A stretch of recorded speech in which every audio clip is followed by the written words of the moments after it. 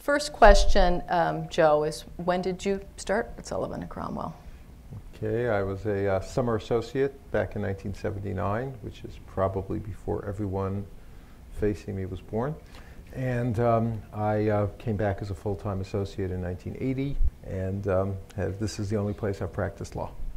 Okay, so compare and contrast when you started to what the firm is like today.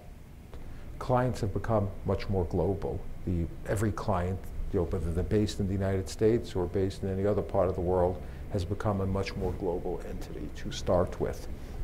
The revenue of the firm has historically been divided pretty close to 50-50 between clients headquartered outside the United States and clients headquartered within the United States. That split of international versus domestic has been pretty steady. The difference is the composition of where those companies are and the fact that the domestic clients are so global as well.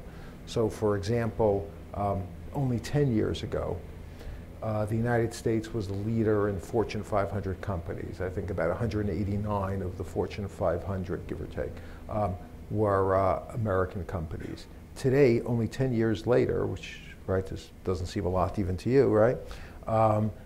Today, the United States is number 3. Asia Pacific is number 1, having been third. Europe, United States, and Asia Pacific. It was United States, Europe, Asia Pacific. Now it's Asia Pacific, Europe, the United States.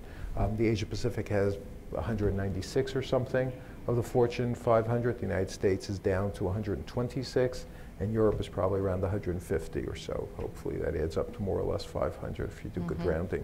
So that shift is huge, and that's going to continue. The emerging markets are rapidly catching up. They're leapfrogging the developed economies in many ways, whether it's through, we just launched the Alibaba IPO today, we're counsel to the underwriters, whether it's through e-commerce, right, in Asia Pacific, where you can leapfrog the development in tertiary cities in Greater China, for example, of grocery stores and shopping centers, and instead it's direct delivery. Just as they leapfrogged, cellular phones leapfrogged landlines, and iPads and internet Wi-Fi has leapfrogged, the old mainframe computers. So it's easier to grow faster in the emerging markets. So, words of wisdom? You can't survive without, you can't be successful, as a person or as a lawyer without keeping the personal connections. And you have to remember that at the end of the day, you're always dealing with a human being, an individual. You're never representing an inanimate corporation. You're representing a board, a CEO, an analyst, a vice president. It makes no difference. It's always a person. You can never lose the empathy. You can never use the human interaction. Otherwise, machines could take the place of lawyers. And keeping a well-balanced life is part of that. Great. Thank you, Joe. Pleasure. Thank you.